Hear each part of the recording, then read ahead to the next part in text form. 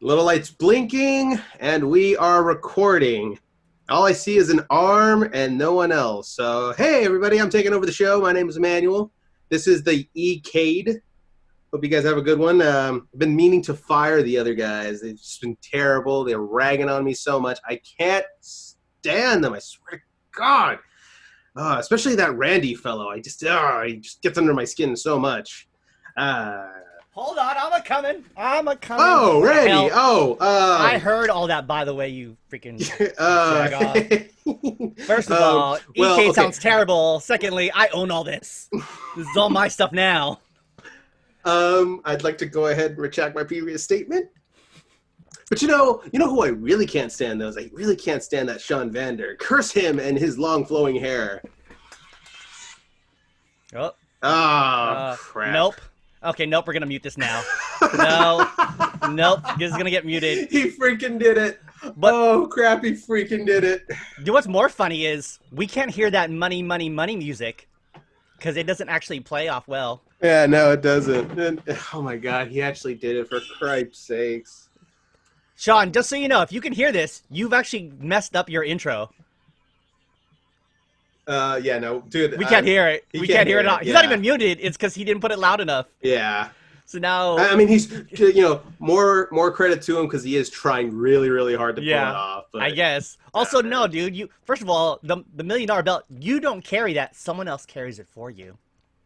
Yeah. Oh, yeah, you need your peon. I fired him. You need the, also, Sean, we didn't actually hear the music, right?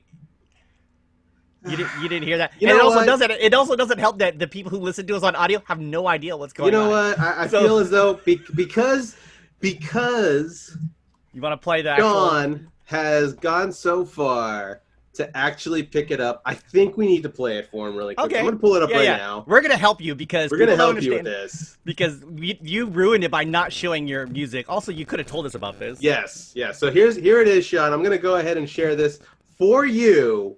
Because you went and you got the title. But you messed it up. You messed up your intro. You didn't even do it right. Oh, Sean. All right, for people who don't know, Sean, for our audio listeners, Sean Vander rolled up in here because he had talked about getting the $1 million belt, arguably my favorite belt of the WWF era.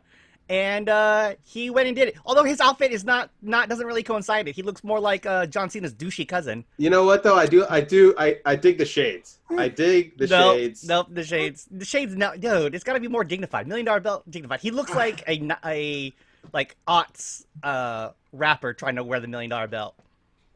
All right, you ready, Sean? Let's see it. Let's play it. Play it off. There you go. Now walk in with that. Walk in. Go ahead. Yeah. Walk off. We'll ready? And we start it off now. Yes.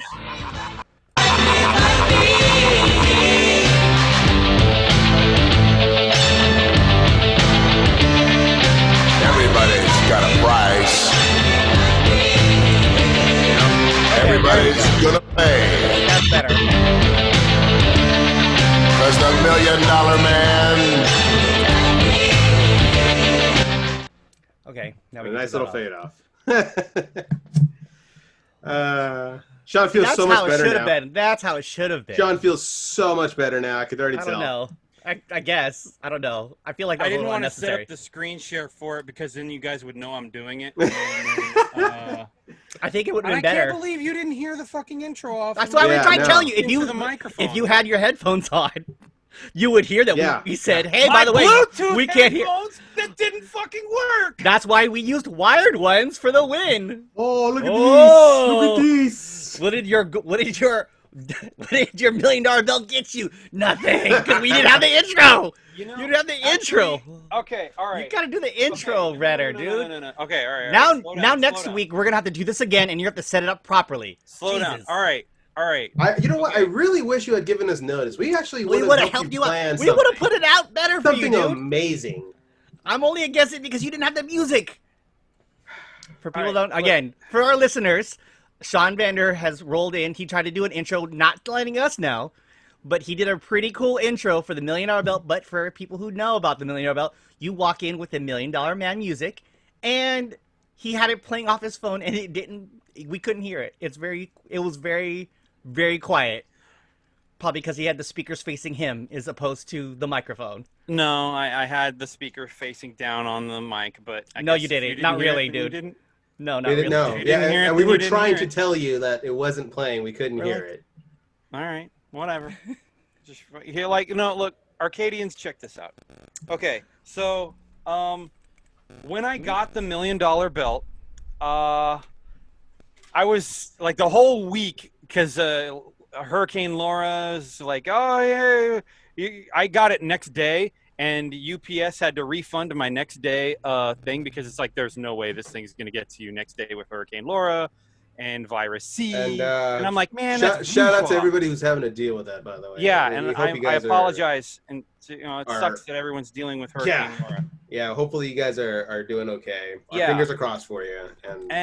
And honestly, I'm like, all right, fine.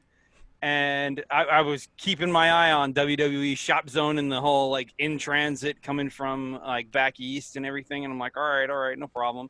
I never thought we would ever see you go to a WWE website. You're so anti WWE. Yeah. I am, but And yet you gave this them was money. the reason to kind of look at it. You gave them money.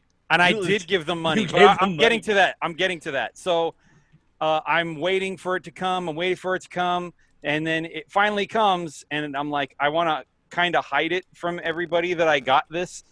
And right when I got it, I'm like, why did I spend this money on this fucking thing? Why did I do that? I mean, it's a dope belt. It's a dope belt. It's the dopest. It's my the favorite dopest. belt. It's the one I've always Okay, wanted. And you want to I know? You want to Randy know why, wants it. Sean? Because we told you. Okay, we realized that you've come along with some money. Do a little Hard thing for work. yourself. Do a little thing for yourself, and save the rest. And you Oh, yeah. did something for yourself, and that's Oh, a yeah. good thing. That's Yeah. awesome. That's what. Well, And it's people a don't know, belt that he you've actually- been wanting for a while too.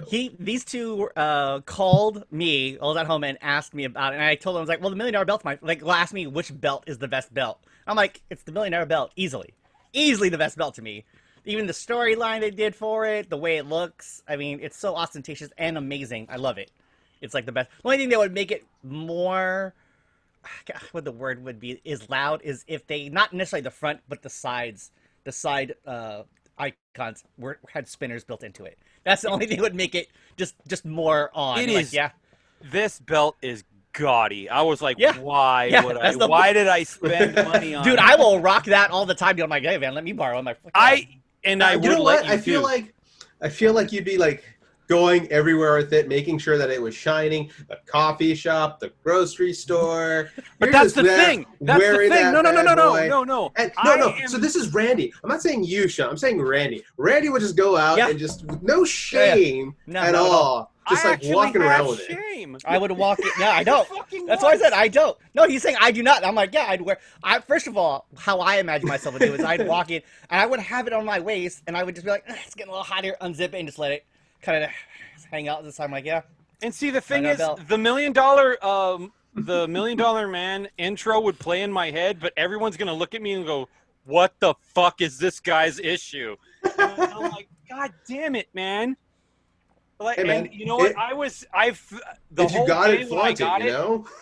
Fuck it. No, the whole day when I got it, I was having this weird existential crisis because it's like I've been wanting this belt for so fucking long, but then I got it. I'm like, why did I spend this? Buyer's remorse. You know what? It was not even, but no, it was like I totally wanted this thing, but I'm so like embarrassed that I actually that's- own You know it. what that is? That's you know, buyer's you know what that remorse. is? You know what that is? That's adulthood right there. Yeah, That is It totally adulthood coming in and saying like, you spend money on something you can't even wear outside. No. So like I was going through all that shit, and I thought, what am I gonna do with You know this what? thing? When we But go you know back, what? Fuck it. when we I go back called- to cons, God and damn we it, you're start killing me, interviewing Emmanuel. people, well, no, hear me out. Here's what's gonna happen. We're gonna go back to cons, and we're gonna start interviewing people, and whoever's doing the interview is gonna be wearing the $1 million belt. Actually, that's not. A And bad they're gonna idea. run away with it. And We're I'm not gonna go run back away with with We're it. gonna wear it. We're It's gonna not wear actually made of that stuff. We're gonna have it in the interviews. It's not gonna be that bad. it. Yeah. All How right, I'm gonna no. do it is I'm gonna have it so that it's like across the chest. You're fucking killing me. All right, so Do you not want it Because anymore, I'm- Sean? Wait, are you trying to send it back? no, Okay, then No, do something but- with it. but like when I got when I first got it, the whole day I'm like, this is such an existential crisis for me. And then I'm like, I don't know. You're what to allowed do. those, by the way. Like, I don't know what to. You're killing me, Emmanuel. Stop talking. I'm You sorry. love to talk over me. It's just Stop it. Okay, Right, so then there's just a my part of me that story's can't not believe you even did this. Sean, we get to do this. We get to interrupt you because you came in the intro. First of all, not telling us what you were doing, and you messed it up. So yeah, deal with it. Deal with it. If you came out flawless, we'd be like, hey man, he did it. All right, you get one. Here it comes. You get one time. Here it comes. Nope. I'm gonna mute him now. Then where's that at? Oh, I'm gonna wait. No, I didn't press it yet. Do what you gotta do, Sean. Just do what you gotta do. So to finish the story, I called our mutual buddy. It's Chris. And I'm like, I didn't know what to actually. I'm looking at my. Oh no, I'm not muted. Okay, cool. I called our buddy. It's Chris. And by the way, he's coming on the show soon.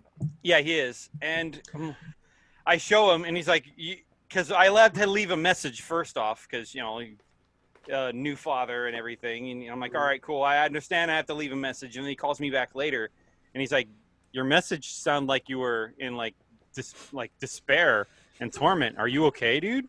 And I'm like, I had to show him a picture. You know what? And I'm gonna send a picture to Randy King's. Actually, no. I'll send it to the group text that we have. And I send him this photo. And there it goes. And I go, why did I spend this money on this belt, man?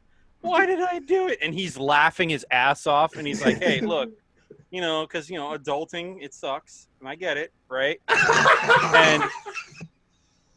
That's such a rad picture. That's a profile. That's going to be your official profile picture for this show moving forward. Oh yeah, this is it. Baller, dude. Although that's baller.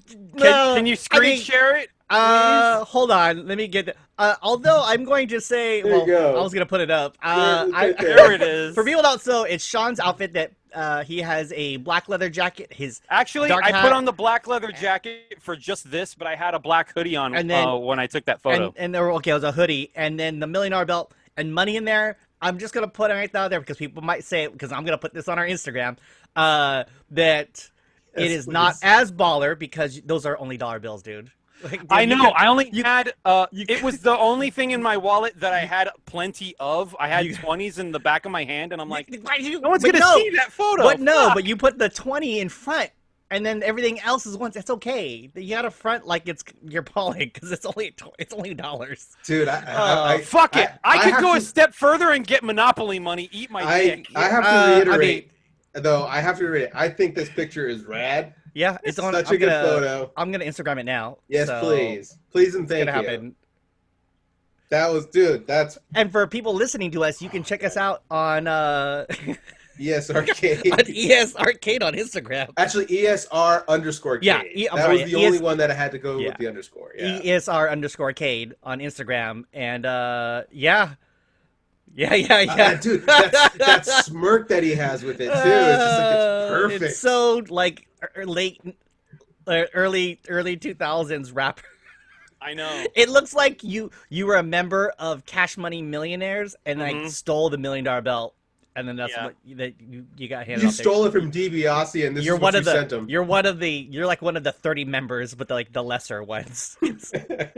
Only with the ones. That is great, Sean. I like this, dude. We could have done it up so much more for you had you just told us. I wanted it to be a surprise and have this reaction be natural, but and I didn't have time because we had to wake up You literally early. planned this out. What do you mean you didn't have I know time? we had to play. Yeah, dude, we had to wake up early to record because Emmanuel's got something going on and he wanted to do it at 9 a.m. instead of 10. I would have had time. By the way, I know I sent you the message, but just so that it's on the air, I appreciate it. Thank you, guys. Okay, it's all good. And it was just like, but yeah, no, we would have done it better. It wouldn't take that long. You just tell us, hey man, I got this idea. We're like, okay. Let's cue up that music. But I wanted it to be natural and have everyone laugh. It's not. So that's why. I'm more of that. It would have been cooler had you let us know because we would have helped you set this up better. It wouldn't have been natural. You know what? Natural doesn't initially make it better, dude. Natural doesn't make it you're better. right. He's right. Like, given time, we Man, could have Because made again, always- we could you have made didn't it have into a the spectacle. music going. I know. There was. I should have, but Yeah. I didn't think the screen share would have, pulled that off. But like, did. whatever. I just And it wanted did. the audio, and I couldn't figure out how to play just the audio to where you guys could hear it. Yeah, You know what? we I would have have an told idea. you. I have an idea. I think I'm gonna do something to this episode. Are you gonna add it in there? I'm gonna try to. Yes, I'm gonna try to. Mess All it right. up. No, you should mess it up because then there's a whole. Leave That's it what messed killed up. it. Is that it messed up? That's Yeah, what no, makes leave it better. messed up. It's Yeah, fine. I'll see what I can do, guys. I think I have an idea. So again, guys, thank you for doing this earlier than usual. I do appreciate it. Sean, dude, like I said, that picture's awesome, Thank you. and we're definitely gonna put that. So, up. so what did Chris say? What did Chris say about it? He was like, first off, he died laughing, and then he was like, "Yeah, I get it, man." And I told him that I with some hard work and determination, I've came into a whole lot of money, and I'm like, "What do I do with this?" And then, I'm just like, "Yeah, adulting sucks," and because I got the $1 million belt, and it's like, "What the hell am I gonna use this thing for?" So. You know what? Okay, this isn't necessarily a dig on you, Sean. I just think this is everybody that would be in your position where they would just come along with a good chunk of money. Is we want somebody else to validate our desire to go splurging. Like, we want that one friend to be like, "Hey, it's okay to go crazy with this money. You earned it because you talked to us about this." And we told you, like, dude, save your money. You have rainy day money. That's awesome. You never know what's going to happen. I did say have a little fun with it, but make sure a majority of it gets saved. And you did, but I think you're hoping someone's going to come up to you and say, like, dude, go crazy with it. It's your money. Do what you want. Not really. I think subconsciously you do. No, not really. No. Subconscious is the one that you have no control over. Dude, of course you did. Or else why would you have A, called me, B, called Chris? Why would you have done those things? Of course you're going to question it. If I called you, you're going to know I have it, and you'll bring it up, like, because I got it last week before the podcast. And when I got it, I'm like, oh, I couldn't have put it on the podcast last week. But were you salivating at the idea of doing this? Yes. I'm not lying. I called Chris because I knew Chris could keep a secret, and he's not on the show until next month, so it's fine. And I know Randy can keep a secret. It's just he knows it's going to be on the show, and he'll say something. Okay, guys, we've got to move this along. Yeah, but man, what what way to open up the show? Oh, got man. it. That's the important thing. Yeah. All right, cool. God damn it, Sean, I love you. All right, all right, guys, ladies and gentlemen, it's that time where we have our segment, Nailed It or Failed It. And on this edition, we have Alfred Molina as Dr. Octopus. You guys ready for this? I suppose. All right, let me get to him. Okay, Alfred Molina is a Golden Globe-nominated actor and has been acting since 1978, with his first movie role being in 1981's Raiders of the Lost Ark as Satipo. Since then, Molina has starred in movies, television, voice acting, and stage work. Molina was nominated for a Golden Globe as Best Supporting Actor in the television for Feud. He's provided his vocals on episodes of Robot Chicken, Rick and Morty, and most recently, Harley Quinn. And his role was in Spider-Man 2 as Otto Octavius, a.k.a. Dr. Octopus, one of the smartest villains in the Marvel Universe. And trust me, he'll remind you of it. Otto Octavius first appeared as Dr. Octopus in The Amazing Spider-Man #3 in 1963. During a radiation leak that caused an explosion, Octavius' brain was mutated to a degree that he can control the metal appendages he used to handle dangerous chemicals mentally as any other limb. A major story arc had him take over the body of Peter Parker and becoming the superior Spider-Man to prove he could be a better Spider-Man than Parker. Gentlemen, I leave it to you. Alfred Molina as Dr. Octopus. Nailed it or failed it? Go ahead, John. Quiet. You making a face. Is this a tough one for you, Sean? That one is tough. Yeah. Yeah, that one's tough. Because I always thought, because I mean, I don't know if it's just because of the cartoon, but Otto Octavius had to have that like accent. But the '90s cartoon. uh-huh. And he doesn't have the accent in the movie. But I'm like, yeah, whatever, I can let that slide. Let's see what happens. And he got Otto Octavius. They gave him a wife. I'm like, oh, okay, that's interesting. This is like a new angle for Otto Octavius. And you know, he got the arms and everything. God, I want to say, like I want to say he nailed it, but I really wasn't too used to it. I liked the costume. I liked the whole. I like Dr. Octopus and everything, and he did look the part. But you have reservations. I do, because they didn't in that movie. They didn't do like a whole lot with Otto Octavius. You know, like he didn't really grieve over his dead wife after the explosion. That's what kind of threw me off. It's like, did the mutation in the arms take over so bad you have no grief over your dead wife? And I'm like, that's weird, because you would think you'd be like, I don't know. I guess I would be used to like Mr. Freeze. When that shit happens, even Mr. Freeze was like, oh my God, my wife, right? Or Otto Octavius, he had a wife. He was, doing his thing, and then the explosion, and it was like, hey, Arms, how's it going? Spider-Man did this shit, right? No, or nah. What about my wife? Well, fucking my arms. It's great. No.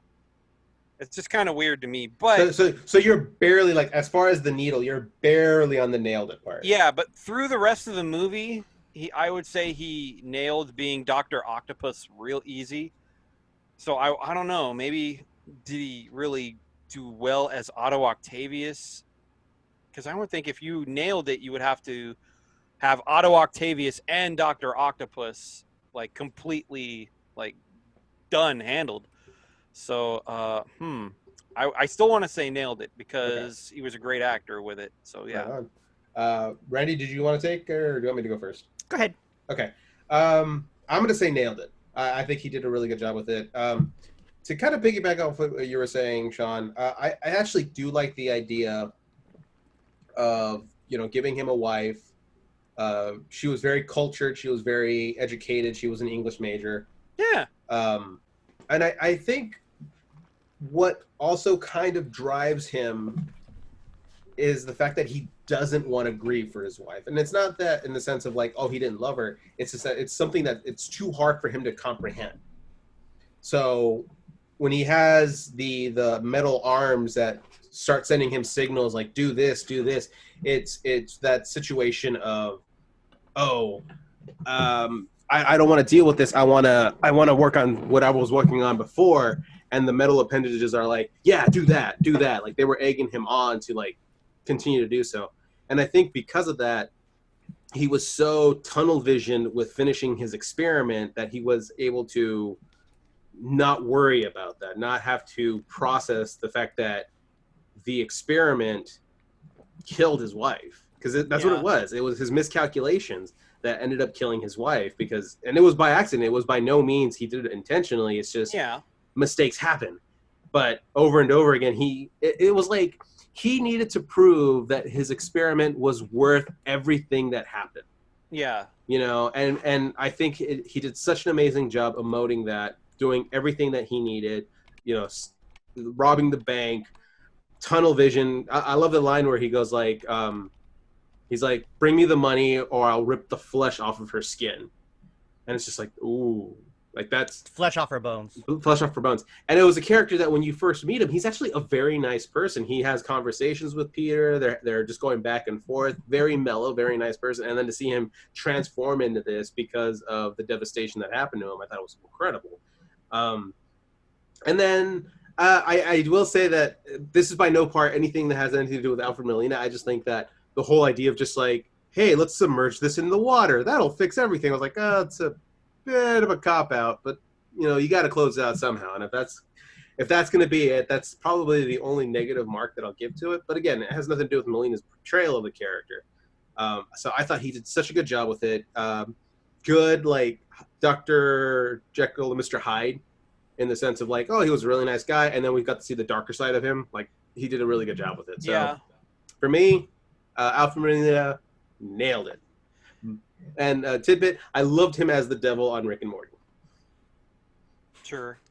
And then in like, you know, like Insomniac Spider-Man, I saw Dr. Octopus and I'm like, oh, this is a way better character than Spider-Man 2 Dr. Octopus. I'm like, all right, cool. Yeah, I mean, with that, it's just like they don't have to try to fit a Dr. Octopus in 90 minutes. They actually can expound on it, build on it. Yeah, they did. That's the benefit of the video game. It's also the idea that you're also commenting on something that came out last year. That movie is now 2 decades old. That's true. Right? Yeah, they went in production like in the late or in like '99. It came out in like 2002. Yeah.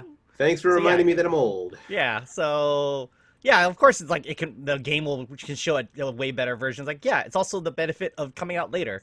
For me, I think it came out. I think he did a really good job. I believe he nailed it. And to your point, Sean, I understand that you want to think that he's grieving his wife, but remember that he has that buffer that he was supposed to use to allow him to control the AI of the arms that broke. So essentially now, like Emmanuel mentioned, the arms are now basically taking over his body. They're telling him things to do. So essentially, without hearing them, you are he's able to perform in such a manner that you believe that he's talking to these things. Like he talks to them, you just don't hear the response back. And their function was to get this project going. They don't have any understanding of what's important to him, like his wife. Like I don't think that he even he couldn't process it because they're probably blocking that from him. Like Manuel says, like it is not out of the realm of possibility that they basically just said, no, it's not a big deal, dude. Don't worry about it. Let's get this thing going. How do we get this project up and running again? But I do like that. Seeing an origin story of instead of him just being like, you know, a lot of comic book villains are just one note, no matter how great they are. It's here's how they are. This is what it is. They're bad guys. And by what they did in Spider-Man 2 is they kind of humanized him, made you relate to him more. That he was, you know, a person who, you know, was a genius, but also understood that he needs to have balance in his life. That's why he has his wife, who even in her field is opposite of her. Like, you know, science can be such an absolute thing, but with, you know, he even says, like, you got to read, like, you know, read these poems, read these stories, because you'll find things inside of you that'll make it better. And it's like, yeah. Him turning into a villain, which when he wakes up and finds out, hey, it didn't work. Holy crap! What's going on with me? He even talks to himself about, hey, you know, he thinks, oh, I gotta do the right thing, and the arms are telling him like, no, we don't. We gotta build this thing. Let's go rob a bank, guys. Let's go kill some fools. Like wow, that's a huge jump. But yeah, I thought he did a good job. I like the effects that they did with him. It looks good. I actually appreciate that it wasn't like the '90s one because, you know, comic book costumes. Yeah, that's true. Do not. You've been like a very staunch defender in the idea of just like comic book costumes for movies. Specific times. No. For specific time frames. Like brightly colored outfits. Like, no. If you want it 100% accurate, then you get the Captain America First Avenger costume that he wore during his propaganda speeches. That is the unaltered Captain America costume. Did it work? No, it did not.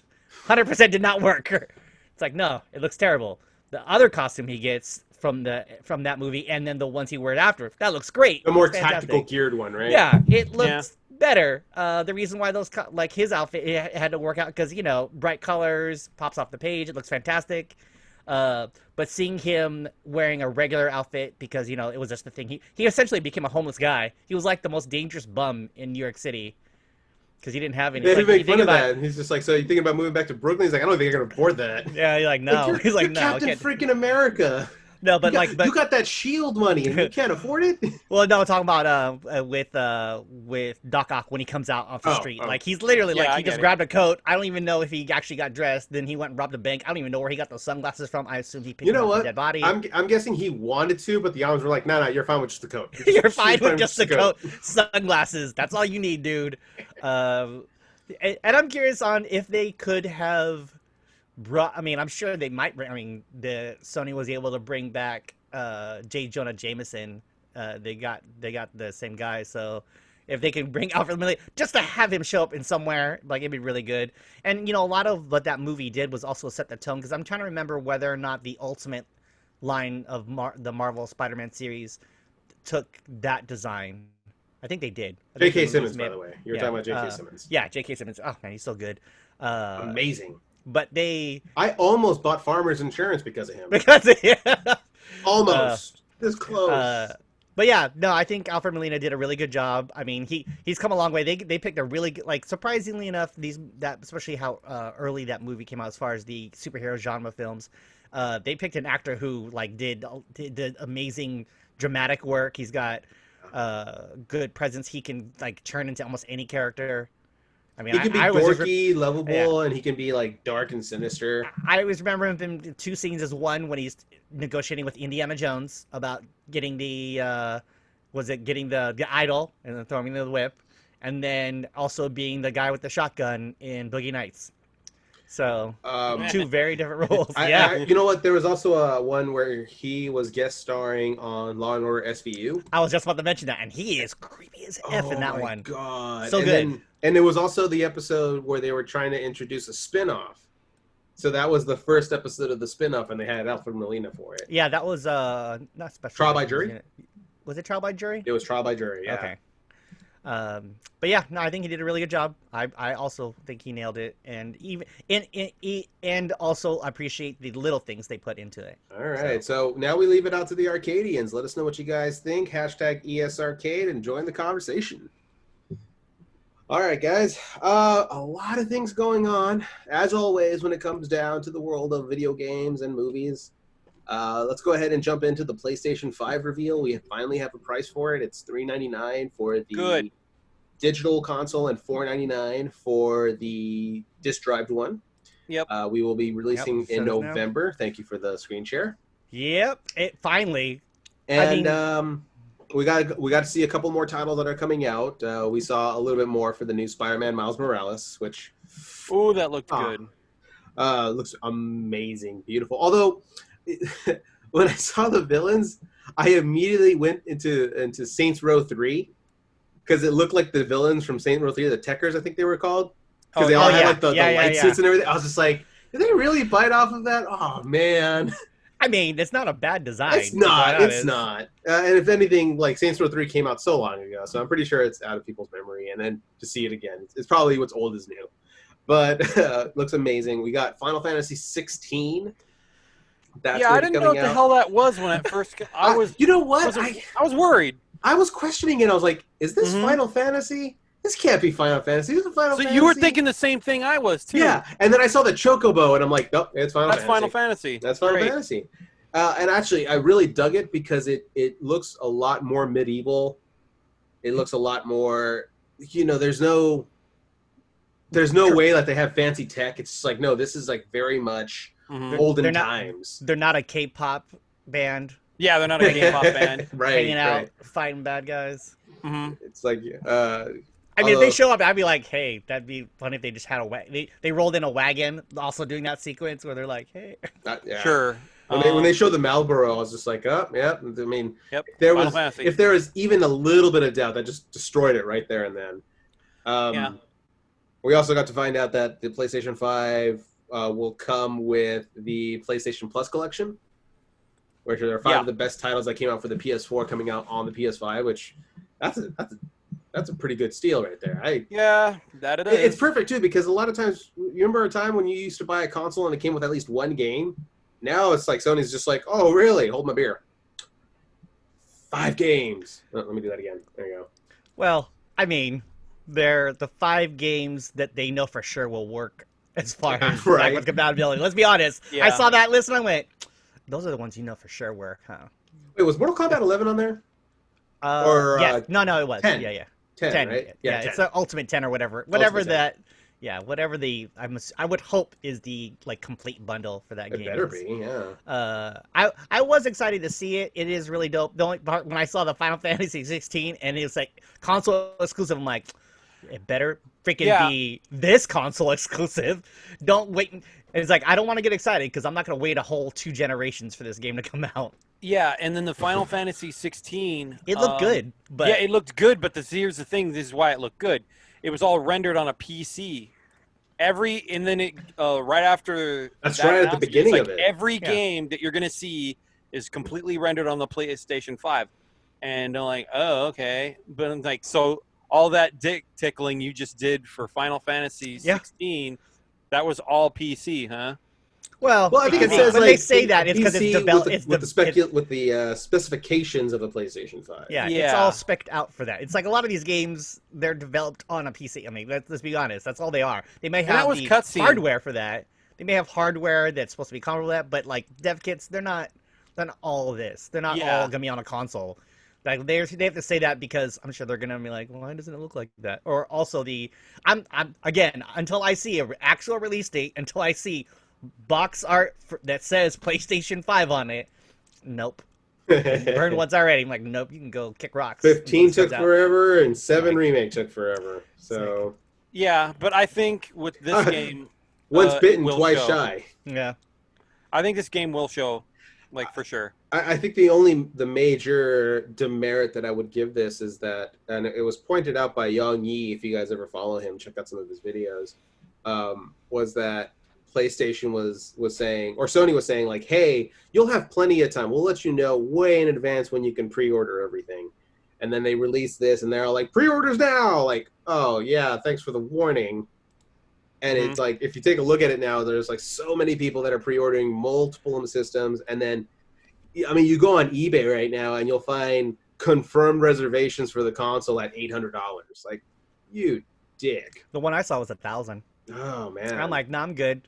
Yeah. Well, I mean, it's because I've read different reports on the pre-order process, and essentially what it was is that I guess someone, I don't know which retailer it was, it might have been Best Buy or GameStop, I'm not sure which one, but someone jumped the gun accidentally because communications weren't given clearly. Mm-hmm. So because I of think one it was retailer Walmart, does it, actually. and jumped on it, and then everyone else said, well, they gotta jump on it too. I'm like, wait, nope, someone should have said, no, hold off, wait, and then, you know, go from there. The one I think it's the most fair, but it's also probably the most frustrating, is that Sony gave PlayStation, I guess their PlayStation ID, anyone who has a PlayStation ID, could sign up and go into a drawing in which basically they'll supposedly randomly select members and say, here, you'll get an opportunity to pre-order the console. Right. Which I think is, again, if you're trying to order, is the most frustrating, but also the most fair. Because, you know, you don't have to, It almost feels everyone a bit trying more to hammer legitimate, websites. you know? Yeah. Because it's just like, it's something that Sony is doing on their own. So it's just like, Yeah. okay, it may not be, it leaves it to chance, but at least I know when they say, hey, here's your email, here's your invite. Yeah. Okay, I'm definitely getting one. And it's like, you know, for the most part, it also proves that it's someone who actively wants to get the system, as opposed to someone who's just trying to flip it. I'm not saying there's anything wrong with people who are scalping it. I'm also saying, screw you guys. I'm not even going to participate in this. Because I actually got to Walmart's pre-order page. I thought about it. I'm like, I'm not going to spend the money on this now. You know what? Yeah, I was thinking the same thing. Look, I want a PS5, and I think I've even mentioned it before on the show that I'd like to be somebody who gets it when it first launches. I know that Sony's been trying really hard with that, and I've got no problem with it. But I was also never set in, like, I have to have it. Like, if I have to wait 2 or 3 months, that's cool, because the PS4 is still going to get content. It's still going to get a bunch of things on there. Oh, yeah. Yeah. And then once it becomes regularly available, then I'll go and I'll pick it up. Or you know what? Maybe enough time will pass where they'll do a bundle deal. It's like, hey, on top of the 5 games, here's a copy of this. That's how I got Bloodborne for the PS4. It's just like, it was 1 year of PlayStation Plus, a physical copy of Bloodborne, and a digital copy of The Last of Us Remastered. I was like, damn, this is pretty sweet. Like, but yeah, with Sony's presentation, what got me was I guess I thought it would be more to it. Like, it was cool seeing Spider-Man. It was cool, like, especially Miles Morales. I thought it looked really good. But there were things that I thought they would jump on more, and I guess it's because they'd already talked a little bit when they first talked about this. Because really, this was all, for me, this is the only reason to watch this video. Because the games, it's not like there wasn't anything I hadn't seen before, but I really just wanted to see the release date and the cost. That's all I cared about. Yeah. What I was really happy to see was they showed a little bit more of Deathloop. Yes, that looked good. I really liked that game, and I liked it even more with what they showed. It looks really fun, and it's just one of those things where I was hoping that we could get more For everything else that we saw, right? Yeah. I hear you. I hear you. And then there were things where I thought they would have, I don't know. Part of me, it's like they didn't. Maybe it's because they weren't really prepared for it, but there wasn't an answer to um, uh, any of the things that Microsoft had done when they made their announcement for the console. The one thing that I was like looking at it, and I went, well, I guess. Let me see, where was it at? Oh, because I actually took notes on this, and one of the things I saw after the Spider-Man Miles Morales trailer, I looked at it and went, wow, bridges don't do well in superhero video games. Because I feel like every superhero video game, I guess because they're based in New York, something has to happen on a bridge. They did it on... Okay. It's like, oh, okay, but then... You're in New York, or Yeah, like in an area of New York where there's a bridge. You got to use it.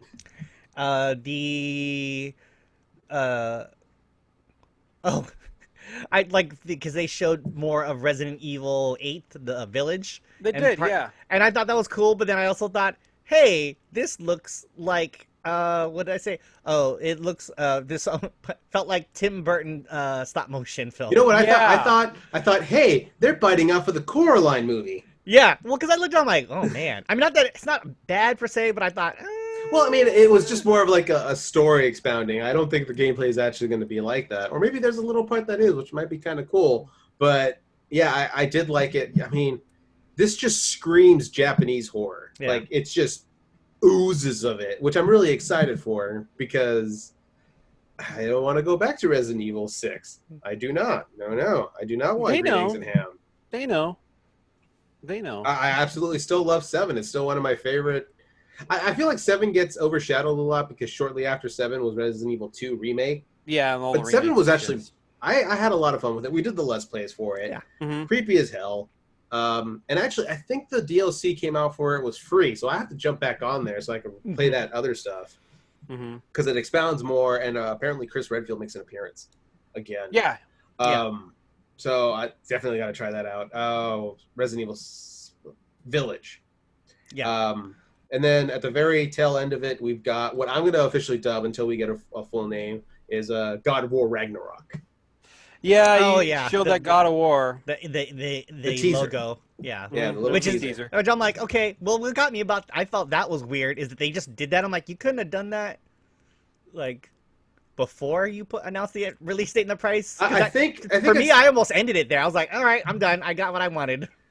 You know what? I think the Marvel movies kind of set up everything to it has to have a stinger now, and I think Sony kind of took that idea. No, I think they were Yeah, expecting no. their presentations don't need a stinger. Like the real thing, then you should have put the price and the launch date in the front because that's really what everybody will watch Yeah, this for. I'll give you that one. Yeah, It's like no. I was like okay, and then that Dark Souls or Demon Demon Souls. Souls. Demon And I looked Souls, at, yeah, yeah, I yeah. watched that and I Sorry. went, because I was like, what is this? And then I went, this Yeah, feels Demon like, Souls. well, no, I know, but I looked at, I'm like, ugh, does not look great to me. I looked at it, No, and I'm like, but like those games are supposed to look dark and no, not even the dark. I mean, like not really graphically and the interesting. design wise. I thought, I'm like, Yeah. this is what you're gonna. I'm gonna spend $500 to play this game. Not that that's the only game, no, but it's one of those not things. $500, but No, but for me to play it, I have to buy a console that's $500. well, I mean, you're gonna get some dope shit. Like regardless, I mean, I'm almost willing to spend that money for just the Miles Morales Spider-Man. The fact that Demon Souls is coming out for it and it looked like decent because I'm not a big Souls guy, but I think I would love to give it a chance on a PlayStation 5, which I'm like, all right, cool. And then hey, God of War is gonna come out. I thought for which, like one of the of notes I course. put down was I saw it and I thought, oh hey, is this a new Legend of Dragoon? Because I'm like, oh, wish. I know it would have made it so much more satisfying. Because my heart. and then I looked, I'm like, oh, this looks like Infinity Blade.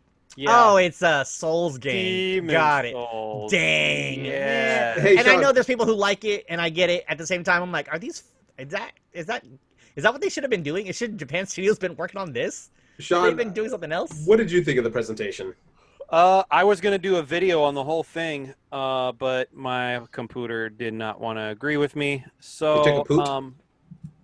I have those files. It's just they're botched and boned, and I can't release it. So I'm gonna have to. I don't know what to do with that footage. Well, then you know what? Just But- give us a dialogue. What did you think?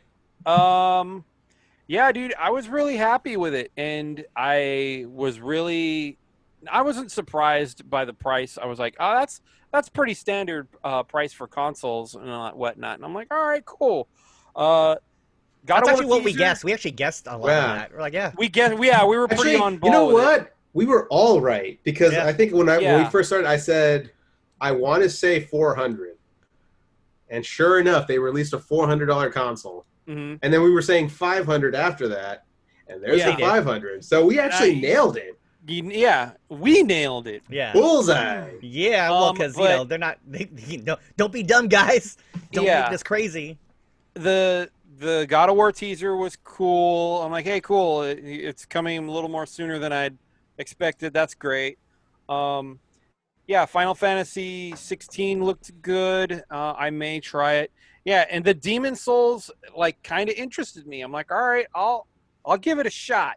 And then of course I'm gonna buy the thing for Miles Morales Spider-Man. Yeah. And I'm like, yeah, that's gonna happen. After the whole thing, because these presentations always do this for me. It's like, wow, that Xbox one looked really good, and like maybe I should get an Xbox. And now that I got that PlayStation, seen that PlayStation one, I'm like, you know what? Why am I thinking of buying an Xbox? What the hell is on it that I would really, really want to play? And then I kind of remember, oh, well, Halo, yeah, okay, damn, this is really tough. And now it's like Anything from Double for my Fine. console decision, it's like, Supposedly, Fable might be making a comeback. So. yeah, and Fable too. I'm like, oh, it sounds so cool. Peter Montague less version. yeah, Yeah, well, good. I mean, is that wrong?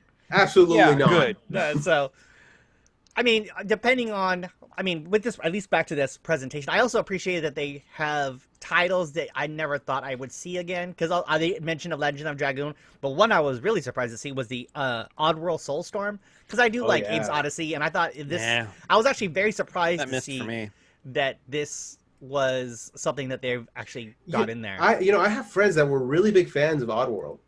Oh yeah, it's a great platform or puzzle platform game, and I like that. You know what? The only one that I I wasn't into puzzle games all too much when I was younger. The one that I do remember having such a good time with was Stranger's Wrath. Oh yeah, That one was rad. That was such a good game. But yeah, it has a new Oddworld, which I think might actually be a selling point to a friend of mine because he was just all about that game. He loved it. And what's weird is that we didn't, because there was like Abe's Odyssey, and then they came out with a Munch's Odyssey, which was a different character. Yeah. But this feels like it's actually a direct sequel to Abe's Odyssey. Like, okay, he finally got them all out of the factory. Now what? Pretty much. Here, it's just like we had to wait 20 years to find out. Yeah, Is it gonna be worth happens. it? That's a big order to try to fill. Titles that I also was not surprised to see was the Devil May Cry 5 special edition. As they announced it. I thought that and was like, well, I'm gonna have to give that to Emmanuel. For me not to play, right? No, you'll play it. That's the definitive one. You're gonna play as Virgil, and you're like, yeah, all but right, he has no console in which to play it on. Well, I think they're going to release that, like the DLC for it on PS4, right? It's the all I know is that they talked about how Devil May Cry 5 is it will be available at launch digitally. I'm like, of course it is. Of course it is, you jerks. Print the damn disc. You know what? When I saw like Capcom for like 3 trailers, I was like, maybe we'll get a Street Fighter trailer. Like, nope. No. Yeah, right. No, maybe no, we're not. We not might now, but between eventually. now and then. But it's like I thought that it would be big enough to where it would jump along with the announcement for the PS5. Yeah. Do you guys want to talk about the mini Nintendo Direct that happened yesterday? Yeah, definitely. All right, definitely. Cool. Because I don't want to talk about it. It's terrible. Too. Yeah. Huh? Yeah, it had No, nothing to do. terrible. It had nothing to do with Smash Brothers. I don't want to talk about it. Oh, please. Never mind that I'm the one that said, hey, we should talk about the Direct. It was surprisingly good. That's true. It was. God damn. You know, honestly, I think a lot of people, that's what I hate to say this, and I don't think it's entirely accurate for everybody, but I think a lot of people watch these Directs because they're hoping for another announcement for Smash. Like, I knew it wasn't going to happen. They happen on like real Nintendo Directs, not like mini Directs like what happened. Maybe you'll get a little news, but I mean a tease here and there, but that's about it. So we got the announcement there's going to be 2 Monster Hunter titles coming out for the Nintendo Switch. Oh yeah, that Monster Hunter Stories looked really sequel? good, and I'm gonna play Yeah. the hell out of it. It looks awesome. Like the titles they announced them there surprised me. But yeah, with with this partner direct, I appreciate they actually do this because a lot of times with these third-party titles, they don't get a lot of love. And then just seeing that the amount of stuff that they get in there, let me just like show here, is like for a 10 or it was like 12-minute presentation, they got a lot of games to talk about. Some that I didn't think would ever see again. But yeah, like like you mentioned before, the two Monster Hunter games look really cool. Like I'm surprised that they even had these ready to go. One of those titles reminded me, as far as the design look, reminded me of Onimusha 2. Yeah, it had like such an Onimusha feel to me. I was just like, man, that'd be rad. I think if I'm not mistaken, the person in charge of the Monster Hunter team used to be in charge of the Onimusha franchise. Oh, okay. If I'm not that mistaken, makes a lot more sense then. The way it looks, but both of those games look really solid. I actually like these mini directs, and I like that they're games that they're announcing like very shortly. Like one of the games I really like, and I don't think it's listed here, was was it that Hades game?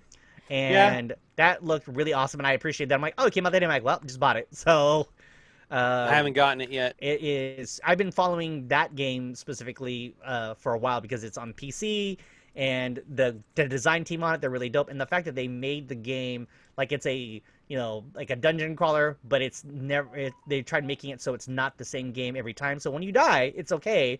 You're not gonna get bored. It's gonna change up the dungeons every time you go in there.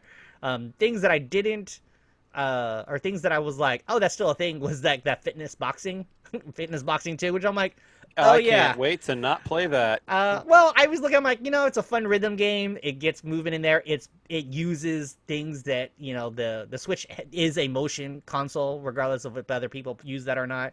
You gotta give credit to Nintendo, man. They are trying to incorporate workout games to their consoles. Yeah. It's like, hey, get off the couch for a few minutes, I actually, I mean, I liked that they, one of the other things they said was, we have several designs of the characters, and I'm like, that's actually not bad. Actually not a bad idea. I'm okay with that. Yeah. One game I was surprised to see. I think we're gonna have to do a let's play of fitness boxing. I will do it. I'm glad I am. Yeah, why not? Like we have one camera on the actual person and the other one on the actual game. See how we're doing. I will do that for sure. But actually, the Sniper Elite. I love how Sean's just like, nope, nope, not interested. Not really, nope, but like, games. Okay, I guess. I imagine Game Grumps doing it. Like, why not do something different out there? It's like, yeah. I'll give it a go. But yeah, Sniper Elite is actually a franchise I hold near and dear to my heart because I worked on that title. I was actually a tester on the first Sniper Elite game. Neat. Way back when, and I was one of those titles where I didn't think it would survive as a game because it's a very slow paced. It's not like Call of Duty or any other first person shooter. It didn't come out to any like major fanfare or anything. No, right? no, not at all. But I like that game because it is about you camping, finding the right place, finding the right time to set up your shot and fire without being noticed because you have to time it to make sure you shoot at the same time as something else happens. And the fact that there is a fourth game now, I mean, it's 20 years old, this franchise, but it's coming to the Switch, and I thought it was really cool. I'm like, oh yeah. This is when I heard tactical person combat. I'm like, wait, what? Which game? Oh, I'm like, it's got to be Sniper Elite. It has to be Sniper Elite. I'm like, oh yeah, there it is. And then a game that I immediately thought was like, I'm gonna click on it. Oh, I'm gonna play the video. Knights. There you go. No, not Knights. The art and the feel. Yes, it's because platformer. I get it. Because Bala and Wonderworld is actually by Yuji Naka and the Sonic or members of the Sonic team that made Nights into Dreams. That made Nights into Dreams. So that's the first thing I thought of when I saw this, and I went, "Oh, dang! Someone really ripped off Nights." And I looked, I'm like, "Oh no, it's because it's that team. They did it for Square." Which is good. And which I feel like is Austin why Creed's I'm gonna jump right on now. this immediately. It looked really good. I can't imagine not enjoying this game. Like I thought it looked really fun, and this is one of those things where it does have a cutesy art design, but I also appreciate that it's multiplayer. And that you can, get all these unlockables. I don't know if it's as fast-paced as Knights was, but It looks fun. Yeah, Rune But Factor 5 looked really good too.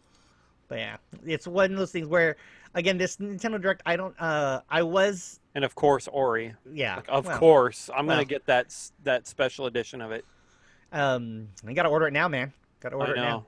I got But I like that's actually one of the things I was actually surprised to see, or not really surprised, but I pleasantly surprised to see the Xbox logo on this trailer, because Ori, it's a partnership with Microsoft. Mhm. Is that what it Yeah. is? If they Well, say I mean, if anything, we've noticed is that if there's at least, I won't say, at least companies being friendly with each other. It's been shown before. Nintendo and Microsoft have been really, like, there's not that there's animosity, but there's no like ego between the two of them. Like, oh, you Well, I should get mean, this. Oh, you should get this. they're competitors. I mean, They're competitors, yeah, but yeah, I guess they're also like, yeah, it's cool, Yeah, you can use Banjo-Kazooie on your game. We realized that it was originally a Nintendo title, even though we own the rights, or we own the company that made that. But yeah, let's go for it.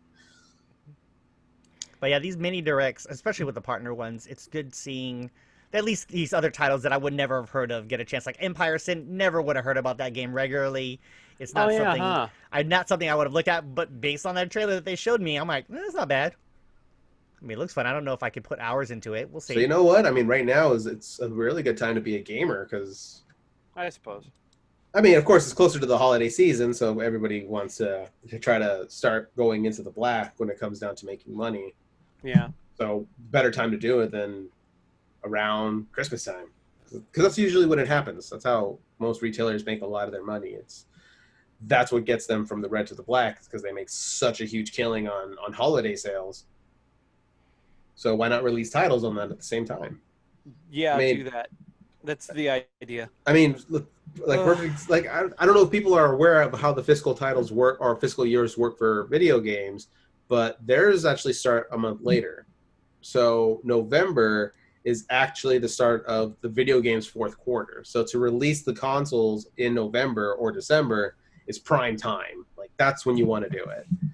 I don't think you'll find very many consoles, major consoles, not like handhelds. Not to say that handhelds aren't major, but major consoles that'll come out during the summer or the spring. Maybe like a remodel where it's smaller, it has a bigger hard drive, but the actual launch of it is probably going to be on a holiday sale. Mm-hmm. Man.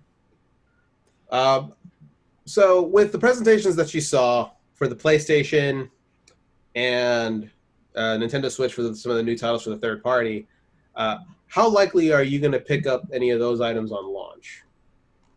Randy, you said that you were on the page for Walmart. You could have reserved it, and you're like, you know what, I'm going to pass on this one. But yeah, if the opportunity presents itself to where you can pick it up day one, are you going to do it, or are you going to just no? Sean, what about you? No. Why would I let's see what. Yeah, I feel like Sony's going to do like a bundle or two. Bundle? Yeah, maybe something for like Spider-Man or something. I don't know, man. I don't know. I want to wait. But I mean, I may only wait even after the holiday season. I'm not sure. Depends on what happens and what I'm seeing. But yeah, man, I don't. I'm kind of on the same boat with you. I mean, I will say that if the opportunity presents itself, and I can actually purchase the console closer to the release date, that I probably will. But it's not anything that's really high on my to-do list. It's like, okay, well, I can wait a month or two. That'll be fine. I want to see if there's going to be bugs, what's this launch going to be like, and if everything runs smooth and there's no bugs. I mean, and there's probably going to be. There always is. I want to give Sony the benefit of the doubt and say, like, if there are anything, they'll fix it up right away. But I also see where you're saying it's just like, yeah, I mean, it's not just in consoles, but it's just in tech in general. Like when you release something new, you can stress test it as much as you'd like before launch, but then when the actual day comes where thousands, hundreds of thousands, maybe millions of people buy something, that's when you'll start finding other problems. Yeah, and I don't want. It could be up to it could be the internal system. It could be me getting on that PS Plus and we're like, hey, cool, your credit card information got out there. And like, oh, thanks, Sony. Or again. Yeah, damn it, man. So I really hope that they would have learned their lesson on that one. I don't think. Yeah, I don't foresee that happening. I don't know. Yeah, I don't see it happening. Didn't either. they This institute is all a hypothetical. two-process login? Like you can Yeah. choose to do that. Yeah. Yeah, all hypothetical. All hypothetical. And especially it's like, oh, I'm going to buy the expensive one with the disk drive. And then it's like, hey, those disk drives don't work, by the way. Ha ha! Eat my Well, ass. I mean, I always think about it this way: they don't want you to have that problem. They don't. They don't put this out there. Again, well, like he was saying, speculation. You know, Yeah, this is just- so it's like, listen, they're I have not no idea. intending to do that. It's like, oh yeah, yeah. It's not like when I buy a new car, I'm like, nope, here you go, guy. Your brakes don't work. I'm like, no, that's not. They're not trying to do that. Now, Yeah, I are there know. issues where it could happen? I'm like, Yeah. yeah, and it's going to No. vocally hear. Are the amount of issues that widespread? It's probably not. It's going to be probably not super huge. I think you'd find that more in vehicles than you will on a console. But Yeah. with What's your Microsoft? It's gonna be things where you're gonna have to. Obviously, we're gonna see what happens when people use it. I'm also wondering, like, you're not really gonna probably know of any issues until maybe 6 months in, because how many games are gonna be available for you to play that are gonna push it that hard? Really? Yeah, that's true. So it's like, oh, well, we're not gonna know. Yeah, for it's sure. almost like there's a migration going on right now where everything that you can play on the PS5, you can probably play on the PS4. Yeah. So it's Before like, you okay, actually we're start gonna. putting the system through its paces. So True. I mean, we'll see I mean, how it's everything a whole. pans Yeah, out there. you're right, Randy. Give it like 6 months to a year, and we'll see And what they're happens. like, oh hey, I mean, unless unless things get crazy after the holiday and like 40 tiles end up showing up, and they're like, yep, here you go, guys, That'd check be this out. insane. And I I'm don't like, see it happening. No, You know what? This not at actually all. brings up a very good question that I want to ask you guys. What developer are you excited to see push the PlayStation 5 to its limit?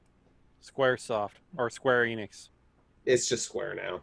Well, yeah, They Square, whatever. can't come up with their, they can't Sorry. settle on something. My bad. But Square? hmm With Final Fantasy 16 because it looked really, really good, and I think that's gonna like tax that PlayStation 5. I think it's gonna. What about you, Randy? I mean, I think Insomniac Games or Santa Monica Studio, it's going to be an internal team that's going to know the ins and outs and push it to its paces. That's so probably true. like God of War will probably yeah. push that pretty hard. And then, I imagine just because with all the fast-paced things that could occur in Spider-Man Miles Morales, it could probably do it. I'm excited to see what Capcom could do with it if they release a brand new Monster Hunter title. Oh, yeah. I'd like to see can how big far it they Those can worlds are actually- big because it is an open world Those game. are massive games right there. And truth be told, I haven't sat down to actually thoroughly play a Monster Hunter game, but I've watched videos of what people do in that game, and it's just like that looks like it takes up a lot of processing power. I'd like to see what they can do with a PlayStation 5, like how much more expansive they can make them, or if not expansive, how much more they can jam pack in what they already have. Yeah, I'm excited about this. Same kind of goes for Big if, Microsoft. though. Like I want to see what they can do with the Xbox as far as how far they could push it. And again, when you have in-house developers, you're right, Randy. It's like they know what they're working with, so they know how far they can push it, or how they can make workarounds to certain things so that they can push it even further than you think. Like, oh, well, if we do it this way, we save some processing power, and it still looks amazing. All right, let's do that. You would like to see 343 show some features for Halo a little more than they already did. But I mean, I'd like to see it. I'd like to see more and see what happens. I want to see like a huge Halo Wars 3. That's what I want to see. It's like, I get it. The first-person shooter is amazing. I'm like, yeah, but there's let me manage a whole squad. I'm like, oh yeah, Halo Wars. Yeah. Why don't you give me more Halo Wars? And if like it's a huge one. co-op, that'd be good. Oh yeah. But yeah, with all of these companies, I mean, it comes down to all the little things they're going to push it. Like, I think as far as not the hardware, it's probably Microsoft might edge people out just because of what they're doing with their services, with their Game Pass. I mean, that's everything that the Stadia wanted to do, but they actually have games. But it's like, oh hey, games. They don't work no. great. But See, then no, then that's a no. Then I would it's like Game Pass with on Xbox is like I subscribe to it on my Xbox One, and I was very surprised on the amount of games that they put on there. And then I'm like available. Maybe I'm confused about this, but did I also hear that they have the EA Pass that comes along with it as well? Yeah, now that's for the Xbox Series S and X. They're gonna include the EA Game Pass as well. I'm like, dang, Okay. I think everybody realizes our contention against EA. That being said, though, that is a pretty solid deal. Yeah. So you're gonna get like a whole library of games now. Is it great on the things that EA does? Nah, but they still have games that are good. There's Which still is diamonds in the rough. Yeah. It's like, dang it, stupid EA. Yeah. I don't know, man. They're the ones who publish. And I that, gave Star them Wars. money getting Jedi Fallen Order. Damn Well, it. Yeah. Again, It's- diamonds it's in the rough. They it's have also a them. good game. They were told, like, no, you ain't messing this up. You are not going to Yeah. mess up this game. Looks Yeah. good. I'm like, dang it. And Star Wars Squadrons looks amazing. It Yeah, but I pre-ordered that too. I already pre-ordered. I'm like, damn it. I'm going to play this. I want to fly in my X-Wing and shoot people down. Yeah. If it were multiplayer, I want to say a red 5 stand. Nope, dead. Dang it. Red 5 standing by. Damn it, get killed. But yeah, we'll see how I mean, with hopefully the launch for Microsoft goes without a hitch. I'm sure because they didn't put pre-orders up yet. They were like, yeah, we're not gonna. They're gonna probably do it now. I'm assuming when they said that they were gonna, they probably watched that presentation and said, all right, let everybody know we're gonna do pre-orders. Wait, what does Sony do? No, it's not going right. No, okay, hold off. You know what? I almost Give feel us like a this. week. I almost feel like this is if that does happen, it's Microsoft getting back at Sony for the Probably. whole. Oh, yeah. This is how you Absolutely. share games. They did. Oh, yeah. Yeah.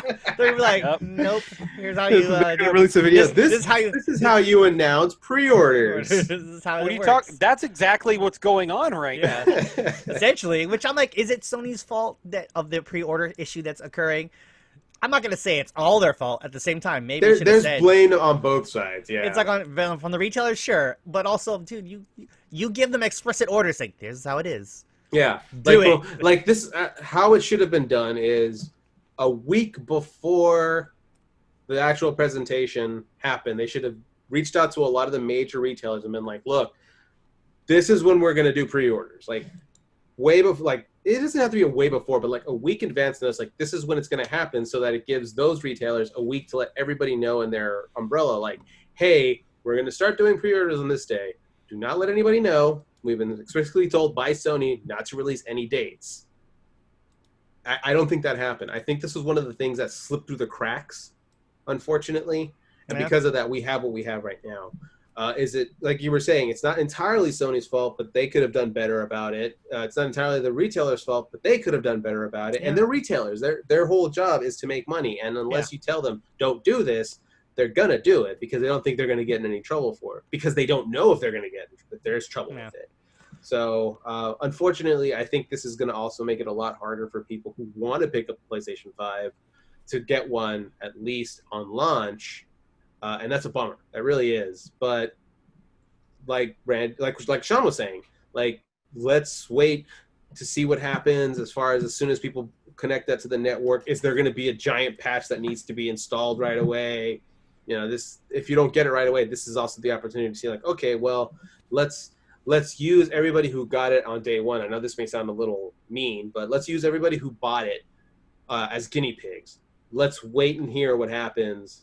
And then from there, we can decide whether we want to go that route or if we want to go to Microsoft, or do we want to stick with the Switch because we have a lot of cool titles. Because, yeah, there's a lot of cool titles. Yeah, well, with Nintendo's announcements for their third-party games coming. And a lot of them, I actually appreciate that Nintendo now is doing announcements for games as opposed to, like, coming next year. I'm like, no, it's coming, like, in, 3 months, 3 a to week, 6 months. 2 Yeah. weeks. It's like, it's announcing within a reasonable window. It's like, oh, hey, Supergiant's releasing that Hades game. Sweet, gonna buy it now. Ordered it, done. But Arcadians, we'd like to hear what you have to say. Once again, hashtag ESRCade and join the conversation. We'd love to hear from you. Guys, we're just about winding down this episode. There is one more thing I wanted to talk about because it actually does lead to another thing that I'd like to talk about. The 3DS will officially be discontinued in Japan. No more 3DSs. Okay. Major bummer. One bright side that I always like to see about this, though, is that if you end up getting one of those special edition 3DSs, it is now a collector's item. We're starting to see a bigger market for collector items. There's even like retail stores that are specific to collector items for video games. Like, to me, gaming has made it. It has made it. If it wasn't before, the fact that now it has a following after the lifespan, to me, is just like you're a made genre. you know. So I am a little bummed out to hear that, but at the same time, when you have the Nintendo Switch become portable and it's a very powerful console, and you're diverting resources to something else that isn't quite as powerful as their major shift in market, then That's a dope ass 3DS, by the way. yeah, that's the new 3DS. I think that's what that. Yeah, that's the new, because it has the was it the analog for button? people who are wondering, Randy is just in a screen share from The Verge. You can always check out that link so that you can see it yourself as far as the 3DS being discontinued. With that said, before we end the show, I'd like to hear what some of your guys' favorite titles were for the 3DS and its lifespan. Sean, did you have a 3DS? Oh God, yes, I did. Please let us know some of your favorite titles. Let's see. Fantasy Life on the 3DS is a dream. It's great. I had The World Ends With You. That's really good. Oh, I love that title. Jesus. Wait, did they release a 3DS version? Huh? They released a 3DS version of that? It is a 3DS game. It's a 3DS game. I thought it was just a regular DS game. No. 3DS. The World Ends With You. Mm-hmm. Yeah, I could have sworn that was just a regular DS Just game. a DS game? Yeah. Let's take a look at this. The World Okay, Ends With I You. could be Started wrong. off as that. Yeah. I mean, they might have done like a definitive edition or something. Oh, you know what? It is a DS game, and also made it on the Switch. Oh yeah, no, I got it on the Switch. Yeah. Yeah, that game is rad. But yeah, you know, if it came out for the 3DS, I'll count that. I'll count that. Yeah. Damn, that thing. That I call it the system because I can play DS games on the 3DS and everything would be fine. At least I remember. Yes, you can. Okay. Good Lord, what else? The Kingdom Hearts actually. Yeah, Kingdom Hearts. What is it? Dream Drop Distance was really good. Hmm. Oh, good Lord, I'm trying to think what else was in my collection. I have to look at it. I think it's over there. But yeah, that handheld was so dope. I'm blanking on. 3D World. It's Mario 3D World. Oh, no. That's it's not 3D World. Sorry, the Mario one where Wasn't it Super Mario 3DS? I think it It is was Super just Mario 3DS, 3DS. yeah. I think so. Yeah. And I think I had I think I got Metroid later for it, and it's basically an FPS.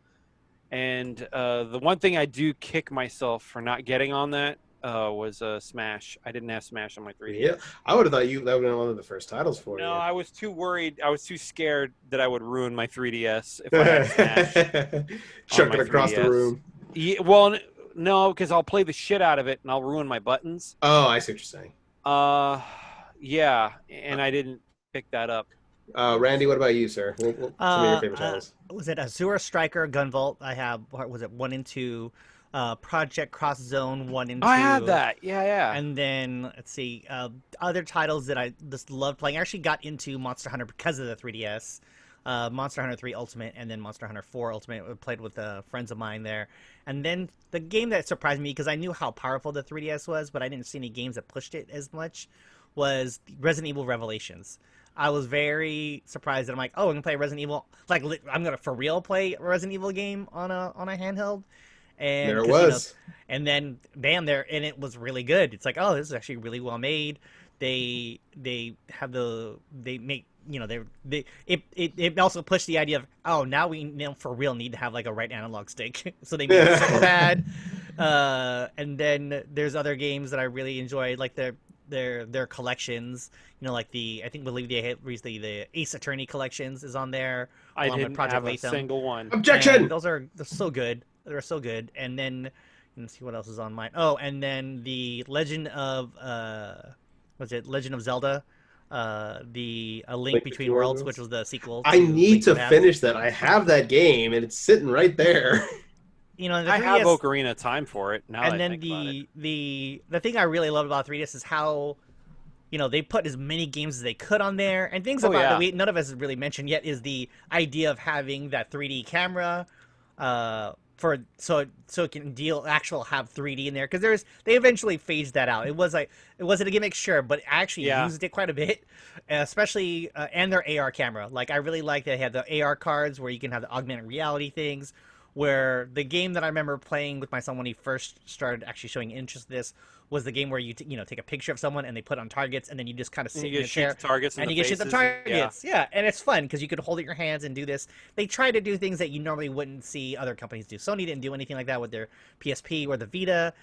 Then there's the touchscreen features, which wasn't always great because Nintendo forced you to have it. Like when they did the Phantom Train for Legend of Zelda. They forced Phantom Tracks. They forced you to use the touchscreen, so you'd have to use the stylus. I'm like, well, if you didn't force me to do it, maybe I wouldn't be so against it, because it is a little awkward to get used to. But they tried pushing the innovation in there. I think it was because they also knew that future titles were going to have it as well, so they wanted you to get used to it. Yeah, but you're right. They're setting a precedent. They're trying to set it up so it works okay.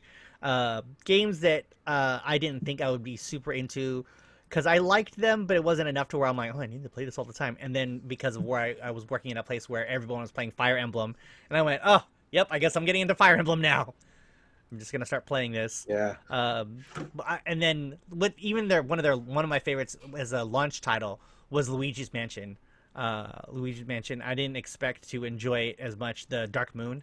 And I love that game. It's one of those games where I'm like, oh, I can play this all the time. Nice. I'm actually I told my son today or yesterday that they are no longer making the 3DS, and he was really sad by it because he actually still plays his, and we actually still play together. Like, he's going through my library of games because he sees the Mario games and he very much gravitates to those. So he has Mario and Luigi Dream Team.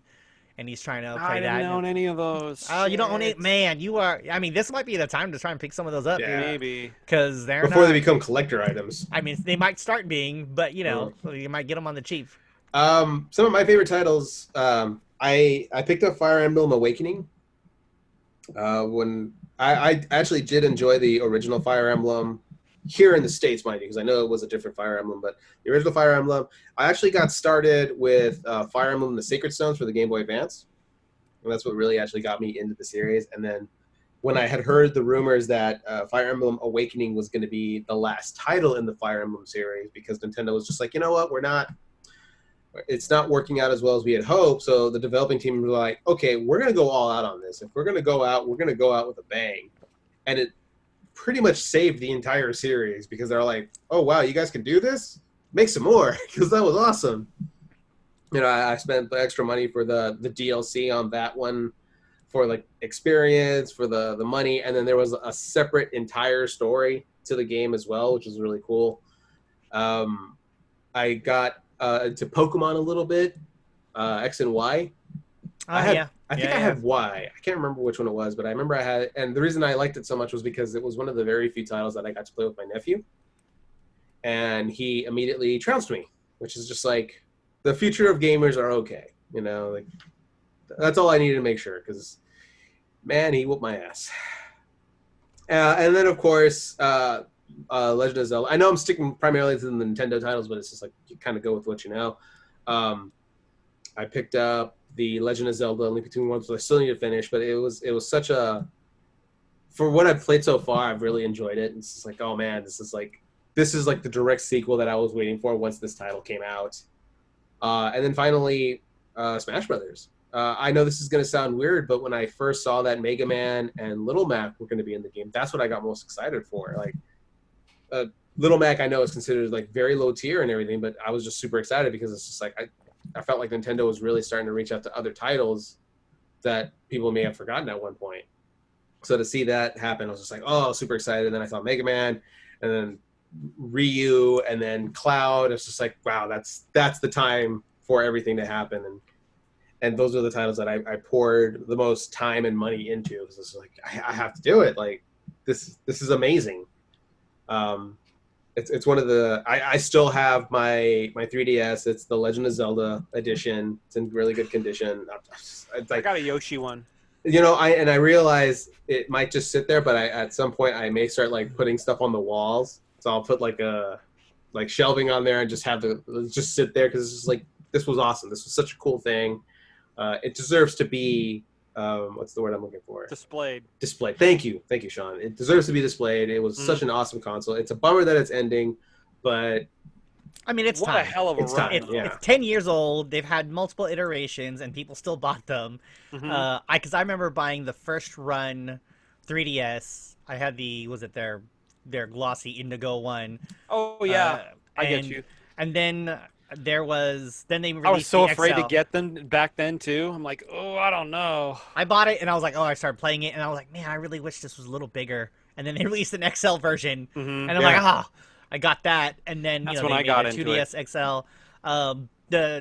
The thing that I appreciate most about this console is that Nintendo tried getting into because we're now in the age of the smart devices and whatnot. Even 10 years ago, iPhones and everything Galaxies are still around. How do they get into the market now with a handheld device when you can play games from anywhere else? And, they found a way. They found a way to do it. They even included, I remember you could watch YouTube, and I think, Hulu was available on your 3DS. And I'm like, why would I do, it's not great. Why would I do that? It isn't, but it worked. But it did it. And it's just to say, hey, it's still there. But as far as gameplay or even any of the the camera stuff you do, it was still a very handy, powerful system. And they've sold, I think, 75 million units have been sold. They had a very strong run. The fact that this handheld is still was a staple for Nintendo that kept them going even when the Wii U didn't work out. It's like, yeah, still got the 3DS, man. Everyone's buying that. And I don't have my original one. I ended up selling that because I realized I don't need to have this around. It wasn't a special one in any way. But I did get my XL, and I opted because I wanted something bright that I could always see. I got the pink one, the pink and white. Nice. And then I ended up putting a NES skin over it because I saw an NES skin. And I went, I'm gonna put that over. I'm like, done. So, Arcadians, we'd love to hear what you think. If you had the 3DS, what were your favorite titles? Again, hashtag ESRCade. Join us in the conversation. We'd love to hear from you.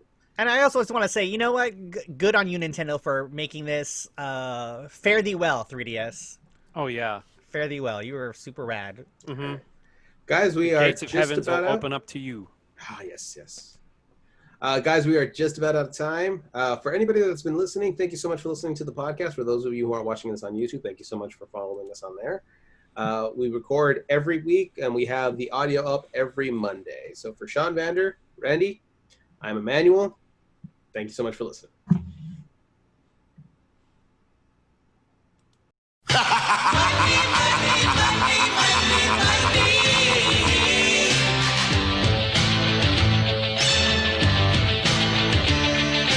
Everybody's got a price.